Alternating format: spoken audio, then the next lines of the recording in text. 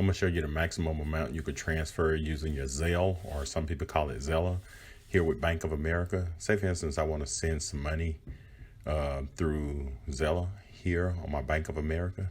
I'm gonna go to my send, and the maximum amount for Bank of America is $2,500. So I'm gonna hit $3,000, and then I'm gonna hit continue.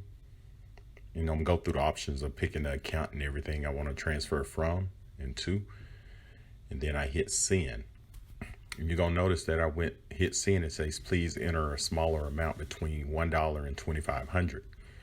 But I've already sent $2,500 a day, so let me show you again what will happen if you exceed your limit for the day.